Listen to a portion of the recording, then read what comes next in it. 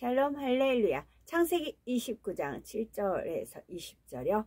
야곱이 가로되 해가 아직 높은즉 짐승 모일 때가 아니니 양에게 물을 먹이고 가서 뜯기라. 그들이 가로되 우리가 그리하지 못하겠노라.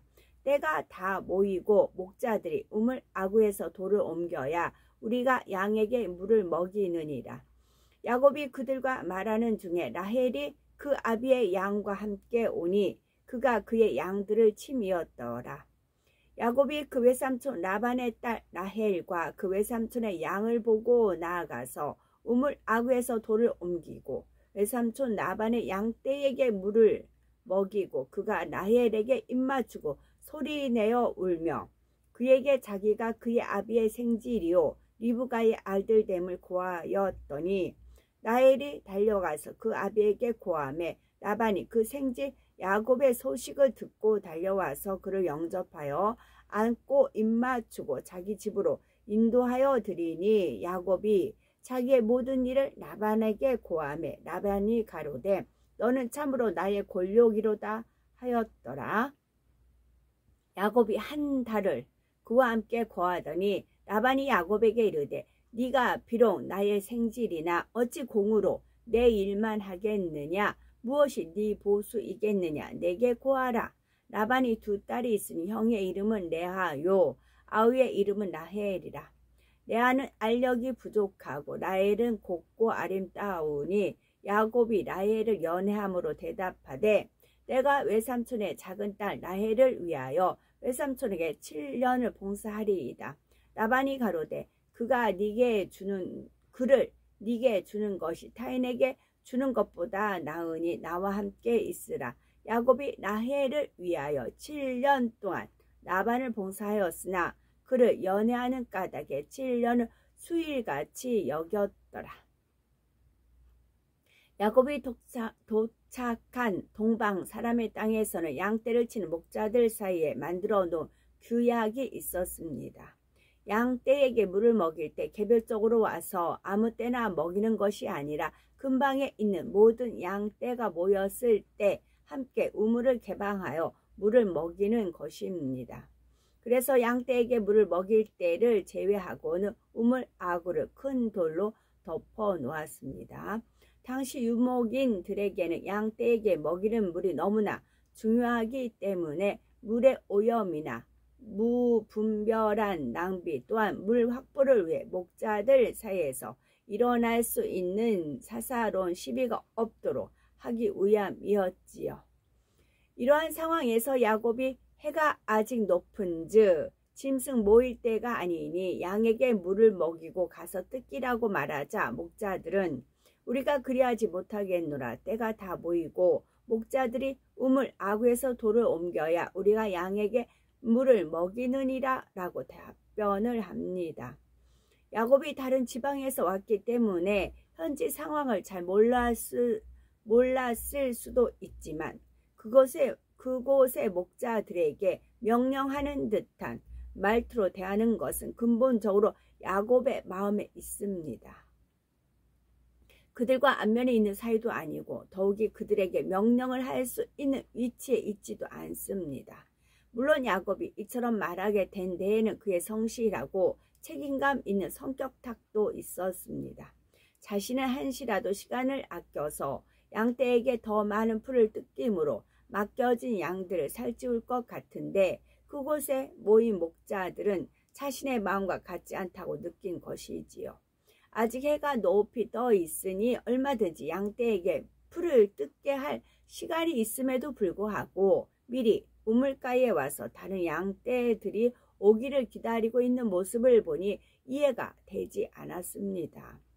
어차피 일찍 와도 모든 양떼가 다 모일 때까지는 양들에게 물을 먹일 수 없다는 것을 알면서도 일찍 양떼를 몰고 우물가로 온 것입니다. 그러니 성실하고 책임감 있는 성격을 가진 야곱으로서는 그들의 모습이 당연히 불성실해 보이고 게을러 보일 수밖에 없었습니다. 그래서 앞뒤 생각하지 않고 양들에게 물을 먹인 후에 다시 데리고 나가서 풀을 뜯기라고 명령하는 듯한 말을 했습니다. 하지만 똑같은 상황에서 겸손하고 온유한 성격을 가진 사람이라고 하면 제 생각에는 이렇게 하는 것이 더 좋을 듯 한데요 한다거나 이렇게 하는 것이 더 좋지 않겠습니까 하며 상대에게 권하는 듯한 말투를 사용할 것입니다. 그런데 야곱이 명령하는 듯한 말투로 말한 데에는 근본적으로 다른 이유가 있습니다. 바로 강교한 속성 때문입니다. 야곱은 아직 마음이 진리로 일구어지지 않았지만 상당히 지혜로운 면이 있었습니다. 그렇기 때문에 외삼촌 라반이 사는 지역에 도착하여 그 지역의 목자도가 몇 마디를 나누어 보면서 즉시로 분위기를 파악할 수가 있었지요. 5절 6절에 보면 야곱이 그들에게 외삼촌 라반을 아느냐고 물었을 때 그곳에 모인 사람들이 안다고 하면서 라반의 딸이 지금 양을 몰고 오고 있다는 것까지 말해 주었습니다. 그만큼 라반이 널리 알려진 인물이라는 것을 말해 주는 것이지요. 만일 라반이 권세도 없이 살아가고 있었다면 사람들이 그처럼 쉽게 안다 말할 수는 없을 것입니다. 예를 들어서 우리가 어떤 다른 도시에 가서 누구를 찾는다고 할 때 찾는 사람이 그곳에 널리 알려진 사람이라고 하면 이름만 말해도 쉽게 찾을 수가 있지요. 반면에 그냥 평범하게 살아가는 사람이라면 이름만 말해서는 쉽게 찾을 수가 없겠고요. 그런데 라반은 그 이름만으로도 사람들이 알 만큼 널리 알려져 있는 인물이었던 것입니다.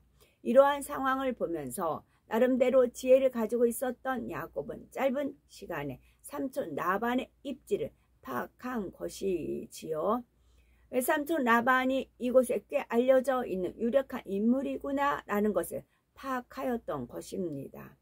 이러한 사실을 파악하고 나자 야곱은 곧바로 자신이 라반의 조카라는 사실이 이곳 사람들에게 어느 정도 영향력을 행사할 수 있다는 사실 또한 깨닫게 된 것입니다. 그의 마음 안에 있는 강비한 속성이 순간 발동하여 내가 바로 라반의 조카다 라는 마음이 앞서면서 그것을 생색내려는 마음에 그만 명령하는 투의 말까지 하기에 이르렀습니다. 외삼촌의 힘과 권세를 힘입어 마치 자신의 힘과 권세인 양 과시하려는 마음이 그의 행동을 통해 나타났던 것입니다. 야곱처럼 자신에게 유리한 것을 놓치지 않고 이용하여 자신의 힘과 권세를 과시하려는 마음도 결국은 강교한 속성에서 나온다는 거죠. 강교한 속성을 가진 사람은 자신이 어떻게 처신을 해야 자신에게 득이 되고 자신의 힘과 권세를 과시할 수 있는지를 알아서 이랬다 저랬다 합니다. 이쪽이 유리할 것 같으면 이쪽으로 붙었다가 저쪽이 유리할 것 같으면 저쪽으로 붙곤 하지요. 자신과 관련된 사람에게 힘과 권세가 있으면 그것을 교묘하게 등에 업어 자신의 것까지 휘두르려고 하기도 하죠. 강교한 지혜를 가진 사람에게는 강교한 쪽으로만 명철의 길이 보이는 것입니다. 우리 중에는 윗사람의 힘과 권세를 등에 업고 자신의 유익과 자신의 부와 명예를 위해서 휘두르는 분이 없어야 되겠습니다. 또한 영으로 들어오기 위해서는 이것이 옳다 하며 자기 앞에 있는 것만 볼 것이 아니라 주변 환경과 주변에 이것이 옳다 하며 자기 앞에 있는 것만 볼 것이 아니라 모든 환경과 주변의 사람들도 두루두루 살필 수 있어야 합니다. 이것이 옳고 진리이니까 라는 마음에 자기 의견과 주장만을 내세우다 보면 주변에 있는 사람들이 그 믿음에 따라 오지 못하여 힘들다는 말도 나오고 화병이 깨어지는 경우들이 생깁니다. 내가 아무리 충만하다 해도 주변에는 혹 그렇지 못한 사람이 있을 수도 있기에 삼가 절제할 때도 있고 상대의 믿음과 형편을 살펴야 할 때도 있습니다. 내 편에서 좋은 것이기 때문에 어떻게든 더 주려고 하지만 상대는 그것을 받을 만한 믿음이 안 될 수도 있기 때문이지요. 예를 들어서 충만함을 잃고 영적인 힘이 없어서 사명을 감당하지 못하는 일꾼이 있다고 할 때 머리 된 사람은 영적인 원인을 알아서 해결해 주어야 합니다. 그런데 왜 사명 감당도 안 하느냐고 하며 책망하고 다구치기라도 한다면 오히려 상대를 더 힘들게 만드는 것입니다. 그렇기 때문에 반드시 성령의 음성을 밝히 듣고 주관과 인도를 받아서 해결해 줄 수 있는 것이죠.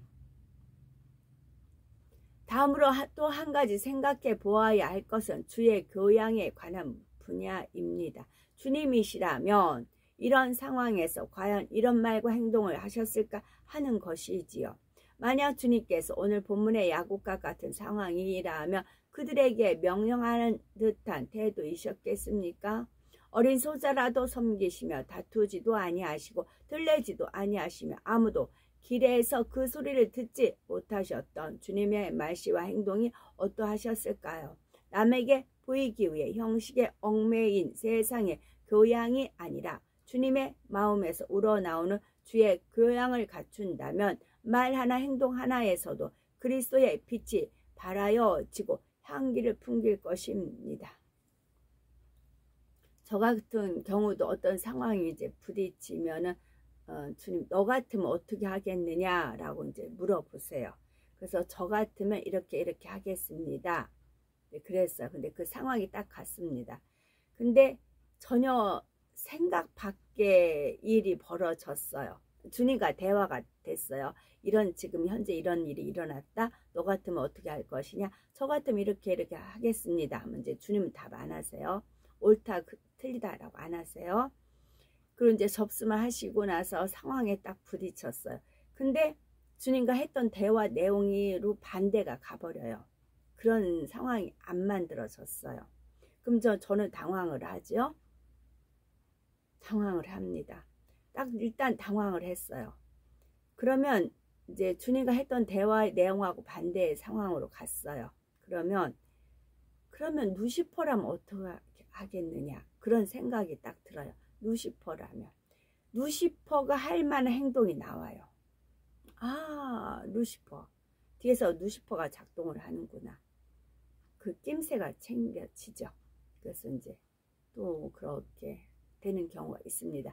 루시퍼의 행동은 첫째 이제 거짓말 하는 것이 있고 교만, 자기 영광을 드러내고자 하는 거 있고 어떻게든지 하나님을 깔아 뭉개려고 하는 거 있고 그런 몇 가지 그게 있어요. 거기서 주로 답을 찾으면 나와요. 또 쭉 봐왔던 열매들이 있고 왜 저러지 했던 것이 축적됐던 것이 하나가 이제 결실이 되는 거지요. 우연은 없더라고요. 이게 심은 대로 거둔다는 게 그래서이기도 하겠더라고요. 이게 이제 안 좋은 면을 봤지만 내가 잘못 봤겠지, 내가 오해했겠지, 또 돌이키겠지, 그렇게 넘어가요. 근데 나중에는 열매로 상황이 이제 몰아가는 경우도 있겠죠. 그래야 이제 답이 나오니까 그렇게 되는 경우가 있어서 더 알 수가 있고, 또 이제 주로 많이 그렇게 돼요. 주님께서 미리 어떤 것이 있으면 예지예정이시니까 주님은 너 같으면 어떻게 하겠느냐 이제 물어보세요. 저 같으면 이렇게 해요. 이제 그러죠. 근데 저 같으면 이렇게 해요 했는데 그 이상의 선한 행동이 나올 때가 있어요. 그러면 감탄, 감복, 탄성이 지르지 행복한 그런 이제 반응이 나오는 거죠. 제가 생각한 이상의 행동을 선의 그런 아름다운 선의 행동이 나왔을 때는 그런 은혜로운 모습이 보이고 그래요. 이어서 읽어드립니다. 그런데 야곱의 모습은 아직 주의 교양으로 다듬어지지 않은 모습이었습니다. 야곱과 비교하여 나는 과연 주의 교양으로 다듬어져 있는가 스스로 점검해 보시기 바랍니다. 혹여 우리의 모습 중에 주의 교양으로 다듬어지지 않은 말씨와 행동이 있다면 상대가 아랫사람이니까 그렇지요, 어린아이니까 그렇지요, 친한 사이니까 그렇지요 하며 이유를 댈 것이 아니라 자신의 마음을 돌아보셔야 됩니다. 우리 안에 주님의 마음을 품게 되면 자연히 말씨나 행함 하나까지도 변화되지 않을 수 없습니다.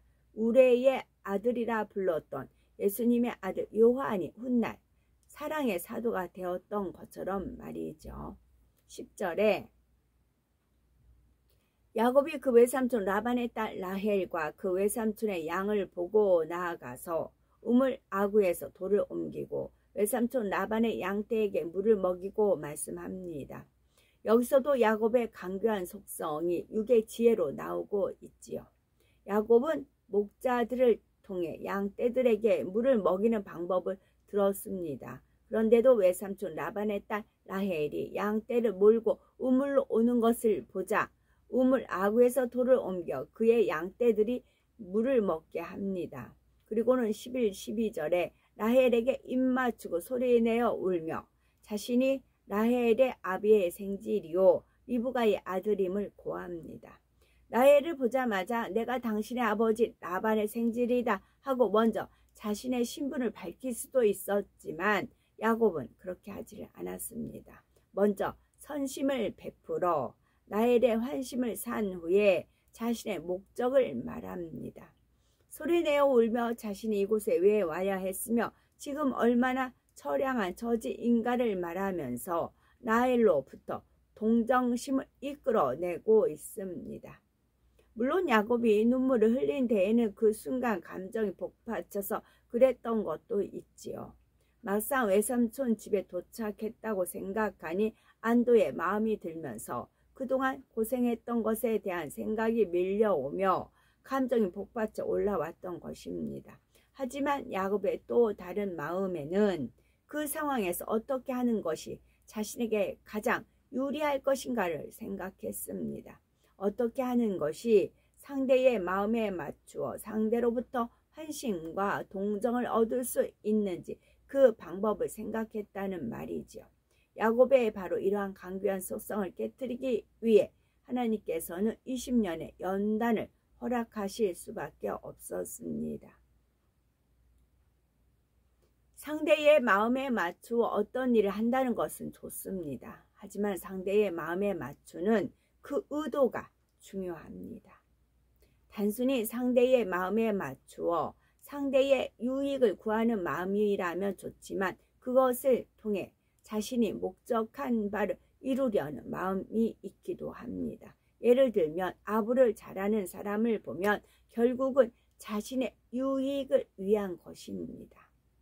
상대에게 잘 보이기 위해 상대를 칭찬하고 띄워주며 마음에 맞는 말과 행동을 하지요. 진실한 마음에서 상대의 유익을 구해주기 위해 상대에게 맞춰주는 것과는 전혀 다릅니다. 그래서 우리를 칭찬하고 우리의 마음에 맞춘다고 해서 그런 사람의 말과 행동을 무조건 좋다 해서는 안 됩니다. 진실한 마음에서 나오는 것인가 아니면 육의 지혜 가운데 아첨을 하는 것인가를 분별해야 하지요.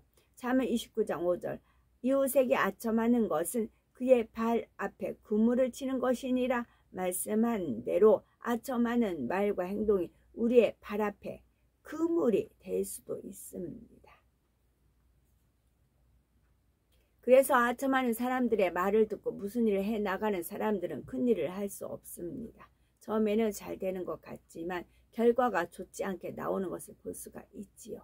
우리가 크고자 하고 정말 좋은 일을 하고자 하고 큰 일을 하려고 한다면 주변에 아첨하는 사람들이 없어야 합니다. 또한 그런 사람을 멀리해야 하지요. 진실하고 거짓이 없는 사람들이 우리 주위에서 도울 때 큰일을 할 수가 있습니다. 마음이 높아져 있고 교만한 사람은 잘 분별할 수가 없습니다. 마음이 높아져 있고 교만한 사람은 잘 분별할 수가 없습니다. 스스로 자신이 잘났다고 생각하기 때문에 다른 사람이 칭찬하며 좋은 말하는 것만을 듣기 원하고 싫은 소리나 지적과 책망의 소리는 들으려 하지 않습니다. 잠언 9장 8절 거만한 자를 책망하지 말라. 그가 너를 미워할까 두려우니라. 지혜 있는 자를 책망하라. 그가 너를 사랑하리라 말씀합니다. 지혜 있는 자는 책망하면 오히려 책망한 사람을 사랑하지만 거만한 자를 책망하면 오히려 미워하여 감정을 품고 화가 미치게 됩니다. 그러기 때문에 거만하고 교만한 사람의 주변에는 바른 소리나 지적과 책망의 소리를 하는 사람이 사라지고 대신 아부하고 아첨하여 힘과 권세에 영합하려는 사람들이 모여들게 됩니다. 또한 야곱이 눈물을 흘리는 모습을 볼 수가 있는데 눈물에 담긴 의미도 분별하는 지혜가 필요합니다. 정말 잘못한 것을 회개하고 돌이키는 눈물인지, 너무나 기쁘고 감사해서 흘리는 눈물인지, 감격하고 감동해서 흘리는 눈물인지, 자신의 처지를 한탄하며 흘리는 눈물인지, 아니면 억지로 짜내는 눈물인지 분별해야 됩니다. 이처럼 눈물에도 여러 가지 의미가 담겨 있지요. 우리가 마음을 영으로 일구고 위로부터 오는 선의 지혜를 받게 되면 이러한 상황들이 다 분별할 수가 있습니다. 육의 지혜 가운데 아무리 강조하게 말을 하고 거짓으로 꾸며서 행동한다 해도 선의 지혜가 있으면 분별할 수가 있습니다. 결코 어둠이 빛을 이길 수 없듯이 육의 지혜도 영에 속한 선의 지혜를 이길 수 없습니다. 더욱이 마음을 영으로 일군 사람은 성령의 음성을 밝히 듣기 때문에 육의 지혜를 가진 사람에게 쏘골 리도 없고요. 때로는 알면서도 쏘가주는 경우가 있는데 무조건 쏘가주는 것은 아닙니다. 몰라서 쏘는 것이 아니고 알면서도 당신이 왜 쏘기요? 라고 무례히 말하기 싫으니까, 또 그것이 어떤 큰 해가 되지 않을 경우는 그냥 쏘가주는 것입니다. 그래서 상대는 속였다고 좋아할 수 있지만 이미 상대의 마음까지 다 꿰뚫어 보고 있기 때문에 속은 것이라 말할 수는 없습니다. 설령 사람은 어떻게 해서 속였다 해도 하나님은 모든 것을 알고 계십니다. 그러므로 우리는 상대의 마음을 맞출 때 나는 정녕 영의 마음으로 했는가, 아니면 사람의 마음을 맞추려는 의도로 했는가를 스스로 잘 점검해 보셔야 되겠지요. 강교한 속성이 있을 때 그것으로 인해 당장에는 자신에게 유익이 되고 마치 스스로 지혜 있는 것처럼 보일 수도 있지만, 그러한 마음을 가지고는 하나님 앞에 절대로 인정받을 수가 없습니다. 아멘.